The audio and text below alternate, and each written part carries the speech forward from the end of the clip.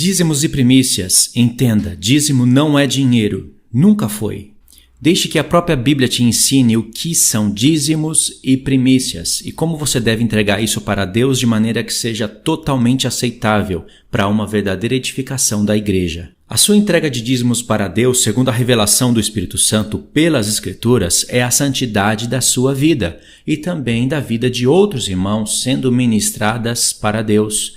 Você tem que ser apresentado para Deus como fruto excelente, tendo frutos de arrependimento. Como o Senhor Jesus disse em Mateus 3, verso 8, e frutos para a justiça, como Paulo disse em 2 Coríntios 9, verso 10. Esses são exatamente os dízimos da lei e os dízimos da nova aliança, pois se a lei tem a sombra das coisas futuras, como disse Hebreus 10, verso 1, quais seriam então as realidades do dízimo? Dinheiro? Obviamente que não. Todos os pastores e outras pessoas concordam que todas as coisas que estavam no livro da lei eram sombra de uma realidade futura. E essa realidade é convergida em Cristo, nunca em coisas materiais. É sempre convergida em Cristo e na igreja. Todos os pastores de qualquer denominação vão concordar com isso. Mas quando chega no dízimo, agora então eles convertem isso para dinheiro.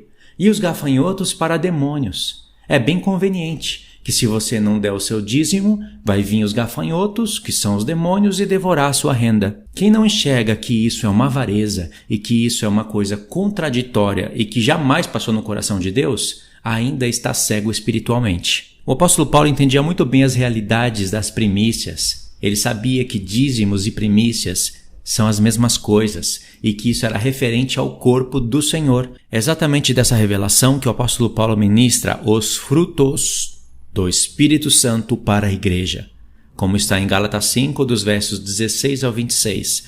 Quando você fala isso para muitas pessoas, ela logo te corrige, dizendo que não se fala frutos, e sim fruto. E aí cita, nome por nome, palavra por palavra, do fruto do Espírito Santo, que é o amor, e fica preso nessas mensagens que ela deve ter escutado de um pastor sem conhecimento na sua igreja, e não entende o que o apóstolo Paulo está dizendo de verdade. Tanto faz fruto ou frutos.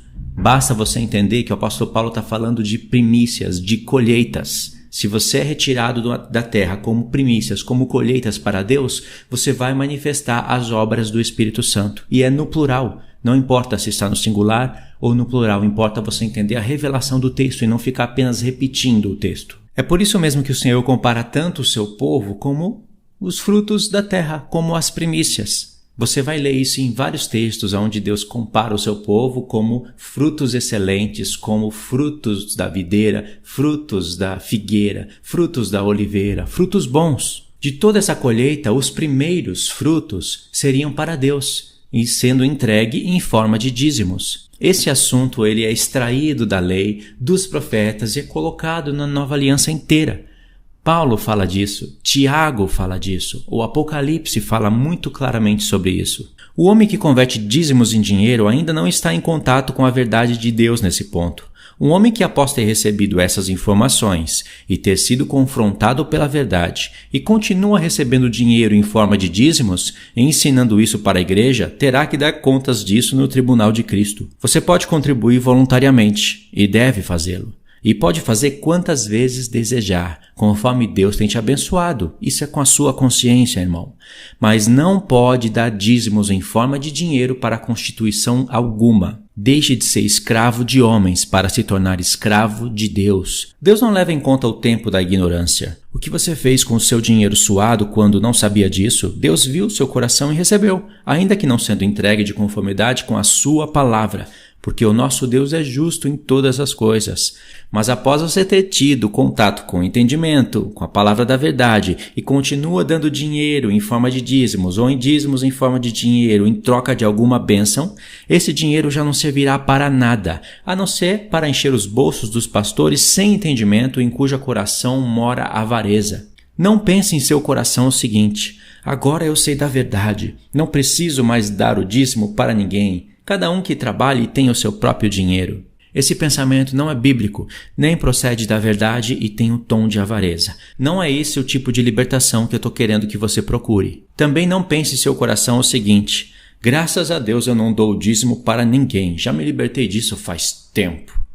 No lugar desses pensamentos vazios, você deveria pensar o seguinte: então, o que eu preciso fazer para a minha vida ser entregue como dízimos para Deus? Como eu faço para ser as primícias?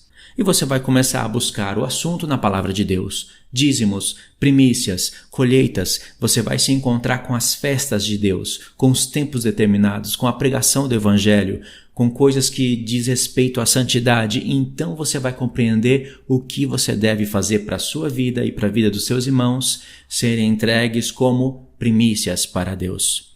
Lembra os 144.000, que são homens comprados da terra? Ou seja, colhidos, mas a palavra diz comprados porque está fazendo referência ao sangue de Cristo.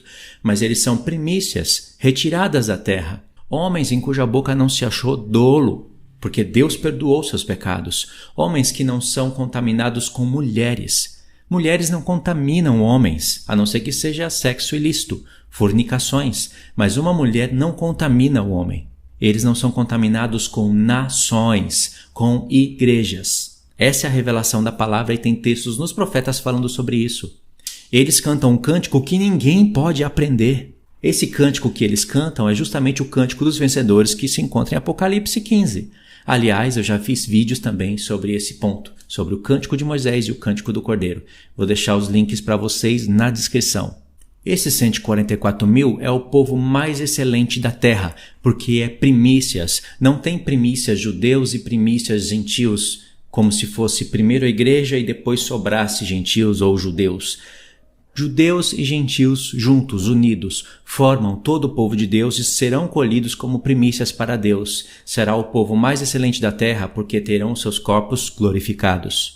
No livro da lei, as primícias, os primeiros frutos da terra, eles santificavam todas as outras colheitas. Significa que o povo glorificado que vai reinar sobre as nações santificará todas as outras nações que restarem, porque elas também serão povos de Deus, serão chamados de eleitos, terão o Espírito Santo, estarão no reino de Cristo, mas não reinando com Cristo. E no livro da lei, as primícias trariam aceitação para o povo. O povo teria que entregar as primícias para Deus, ser grato para Deus. As primícias eram justamente para os órfãos, para as viúvas, para os necessitados. Os próprios entregadores de dízimos poderiam participar dos seus próprios dízimos, poderiam comer, poderiam se alegrar junto com Deus, desde que eles dessem os primeiros frutos, que são os mais excelentes, na quantidade correta e no tempo determinado. Eles poderiam se alegrar, e por causa de toda essa justiça, Deus disse que o povo seria aceito. Todos os anos haveria aceitação para o povo de Israel. E isso apontava para Cristo, que seria as primícias de todos os que dormem. E Cristo trouxe uma aceitação de uma vez por todas para nós. Lembra? As primícias eram entregues depois da Páscoa. Assim também Cristo, depois que morreu como Cordeiro Pascual, trouxe a nossa aceitação para Deus, sendo Ele as primícias dos que dormem.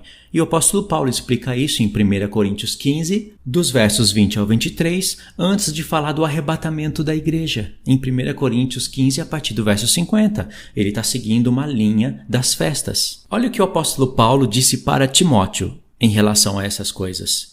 2 Timóteo capítulo 2, versos 6 e 7. O lavrador que trabalha deve ser o primeiro a participar dos frutos. Pondera o que acabo de dizer, porque o Senhor te dará compreensão em todas as coisas.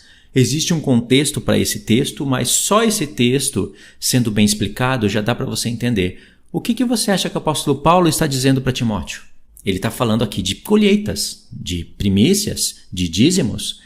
E ele não está falando para Timóteo plantar as coisas e ser o primeiro a participar do seu fruto. Não é essa a instrução, isso não tem nada a ver com o contexto da carta. O apóstolo Paulo está falando para Timóteo colocar isso no coração, que o Senhor daria entendimento para ele sobre todas essas coisas. O apóstolo Paulo estava dizendo para Timóteo o seguinte: Timóteo, você vai aprender estudando a palavra de Deus, o que são dízimos, primícias, colheitas, e você vai entender que o primeiro a participar disso é o próprio entregador, como diz no livro da lei. Por exemplo, se o apóstolo Paulo está entregando Timóteo como primícias para Deus, o apóstolo Paulo teria que ser o primeiro a participar desses frutos. Da mesma maneira, Paulo estava instruindo Timóteo a cuidar da igreja, cuidando da plantação de Deus, sabendo que é Deus quem faz cair a chuva do céu, o amadurecimento dos frutos vem do sol, é Deus quem dá essas coisas, o crescimento, mas quem planta e quem cuida da terra são os homens pregam o evangelho, é a parte dos homens. A parte de Deus ele já está pronto a fazer. Se Timóteo estivesse preparado a fazer isso, ele também deveria ser o primeiro a participar desses frutos. E na recompensa do Senhor, quando o Senhor viesse, ele iria receber a recompensa disso. Timóteo tinha dízimos para entregar para Deus, não dinheiro, mas almas. E é por isso que o apóstolo Paulo fala, pondera essas coisas, que o Senhor te dará conhecimento. Você vai encontrar no contexto da carta Timóteo meio desanimado, e Paulo fala para Timóteo não se envergonhar do evangelho, não se envergonhar do Senhor. Ele estava preso, mas a palavra de Deus não estava presa. Em um certo ponto dessa carta, o apóstolo Paulo fala para Timóteo reanimar o seu espírito, reavivar os dons que o apóstolo Paulo colocou sobre eles pela imposição de mãos. Significa que Timóteo estava meio desanimado. Timóteo poderia estar sendo contaminado com as coisas desse mundo. É por isso que o apóstolo Paulo fala do exercício corporal, das vaidades. Paulo está alertando Timóteo sobre todas essas coisas. Porque Paulo tinha que ser o primeiro a participar do que ele fez na vida de Timóteo.